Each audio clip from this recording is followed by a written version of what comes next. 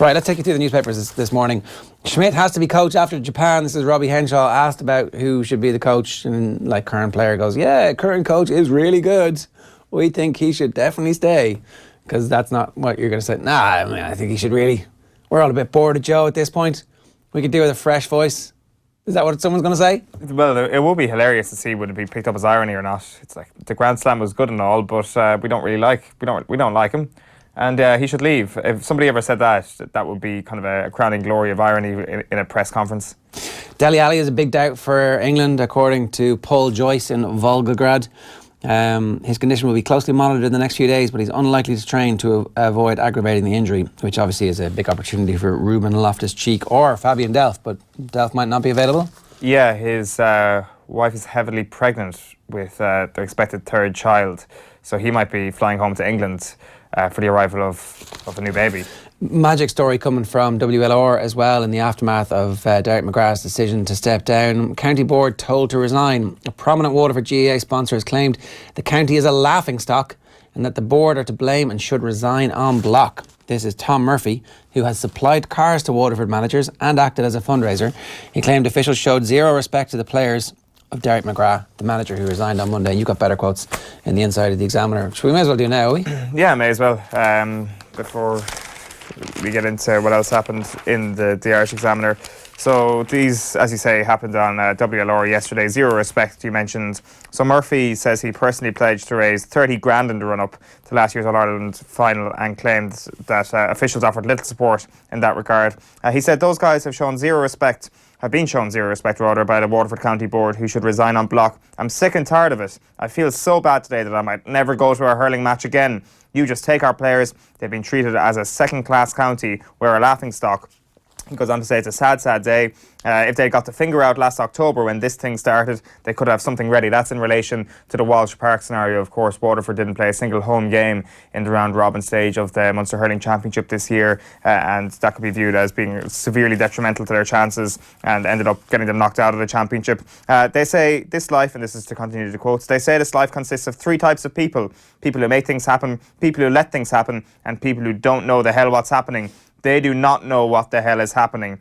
And then the final paragraph here from Paul Keane's piece in the Examiner. What the hell is happening, Dal? Murphy said the board's response to the problem was like the farmer putting twine on the gate instead of putting a lock on it. I'm sick of it. We deserve more. Our players deserve more.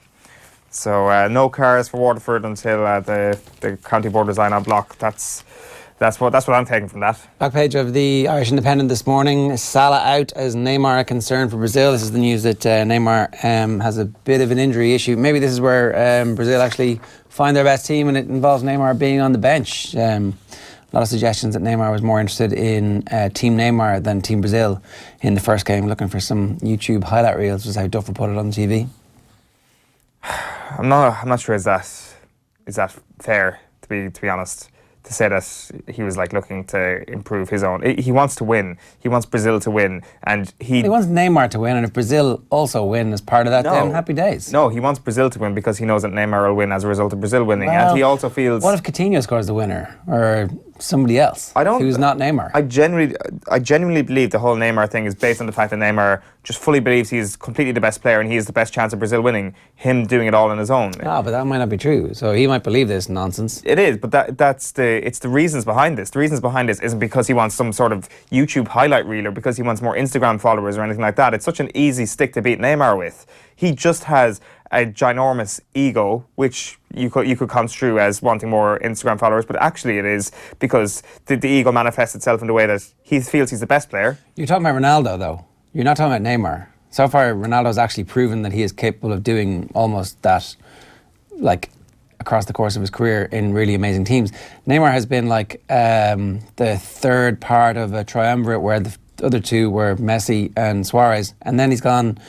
Okay, so he got injured and we're not really quite sure what might have happened with PSG for the rest of the season, but let's just see Neymar be the Maradona-style player who can drag a team to glory or actually just be a good teammate. Yeah, but I'm not disagreeing with that. I'm not disagreeing that he hasn't done a Ronaldo. Clearly, there's acres and acres between them when it comes to greatness and when it comes to individual greatness.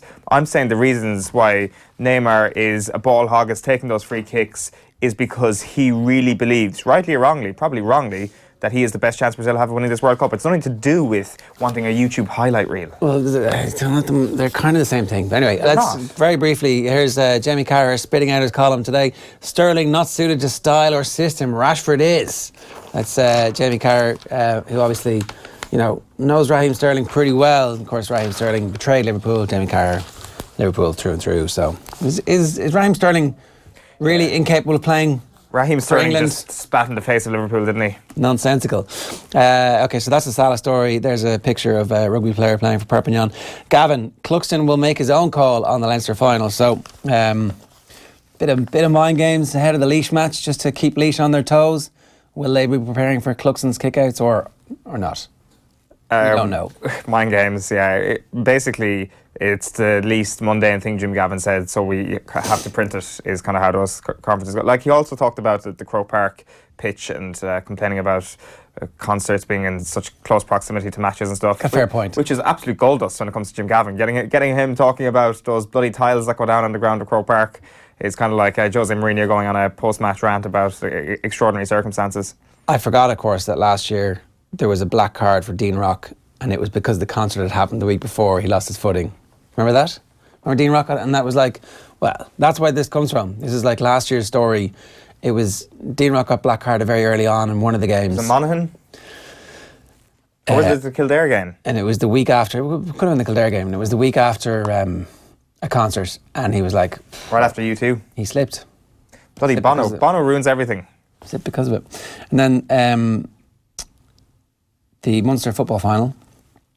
A first Munster football championship match in Páirc Uí Chaoimh may not even be half full. This is according to the former Cork footballer Joe Kavanagh, a beautiful footballer in his day. He reckons that there could be less than 20,000 at the Cork-Kerry game because the hurling has stolen the thunder, and also because Cork are going to get hammered. He doesn't say that second bit. Well, there's a suspicion that they might get hammered.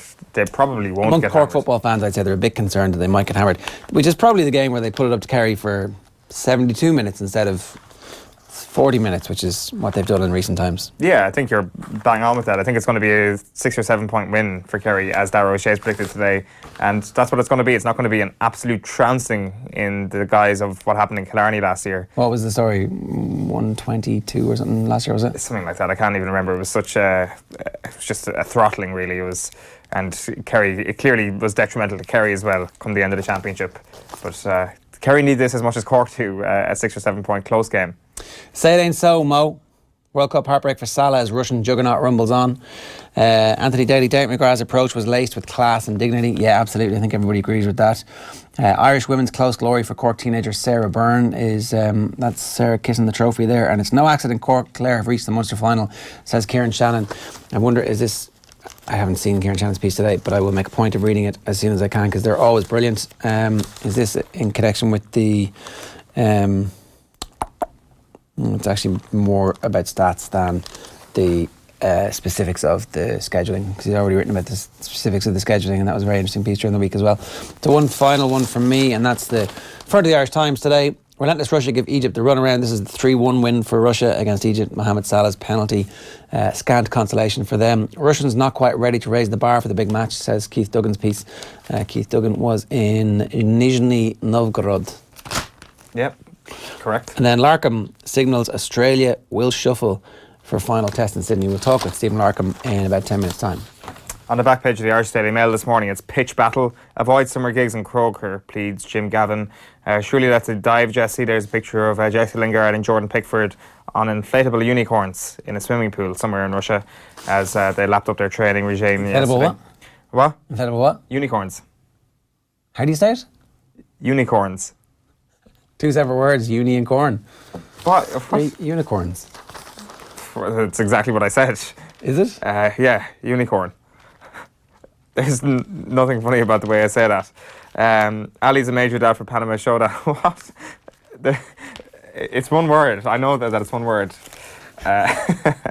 Ali's an age there for the Panama Showdown. We can bring you the back page of the Mail in the UK as well. This morning there's an interesting story here. Why? Shock horror. Harry Kane's a football hero we can be proud of. I'm not sure is that a sarcastic shock horror or a serious shock horror from the Daily Mail there, but we leave that one up to yourself. On the back page of the Herald this morning, it's Gavin saying, I have faith in Evan. Dubs boss confident Comerford can deliver under leash pressure. You've also got that Russia 3, Egypt 1 scoreline from last night. The back page of the Mirror is all on Neymar. Neymar's World Cup fear. Brazil striker a major doubt as he quits training. And Gavin prays for no rain because of the surface on Sunday. Fears that the surface is bad enough as it is. If there's going to be added moisture in there, it's going to be absolutely disastrous. Let's show you the front page of the Mirror in the UK this morning. More on the World Cup. Harry, up and win it for us. Daddy, everyone loves England's World Cup hero, especially daughter Ivy. It's a little bit of a trend here, isn't there? Harry Kane, Captain Harry, Captain Kane, sorry, Prince Harry. Smoking cigarettes and watching Captain. Basically, the English press love Harry Kane. They do, yeah. Can't understand why. On the back page of the Irish Daily Star, it's Cry Always Me. Neymar injury sees Brazil plunged into a World Cup crisis. They're not. They're going to be a better team without him. They're definitely going to be a better team without him. This is Patrick Ewing all over. This is the Ewing theory writ large. This is the final iteration of it. Finally, all those years, Bill Simmons was like, ooh, finally, Brazil might actually have a chance of winning the World Cup if Neymar's out. I'm saying they've got a better chance without him. Right, okay. That's very interesting when you look at that result against Germany in 2014. Literally the last big match that Neymar missed for Brazil. How did that game finish up there? A crappy Brazil team, a completely soufflé Brazil team, as opposed to the current team, where they've actually got some... Soufflé. At the heart of the defence was Miranda, who got shoved lightly by the Switzerland attacker on Sunday evening. And, like, speaking of soufflé, it was just like perfect soufflé, the way it just crumbled. Perfect. Yeah. Soufflé doesn't crumble, really. It collapses. It just collapsed beautifully. It was just like a little nudge from the Switzerland attacker, and the soufflé just went down like a Michelin star restaurant, and Switzerland levelled the game. That's exactly what this Brazil team is. The soufflé went down like a Michelin star restaurant. Okay, let's move on. Sarri won Strees at Blues. Maurizio Sarri has made Belgium A's Strees Mertens his next up target if he becomes the next Chelsea boss. That's an odd story there, isn't it? He's not even the Chelsea boss and he's already talking about targets for his club. The back page of the Sun is he's not world-class chess yet. Kane's challenged. Harry Kane boldly claimed there are no limits as he aims to topple Cristiano Ronaldo as the world's best. We've got the Evan Comerford story there as well. He's the keeper of faith, according to Jim Gavin. Then it's cricket leading the way in the UK this morning. Master Blasters, Hales and Bairstow lead the way as England power to world record 481. That's against Australia. 481 for 6 was their scoreline yesterday, as you can see in the back page of The Guardian. And also here, Panama Cap, Loftus-Cheek in line to replace injured Ali. All right.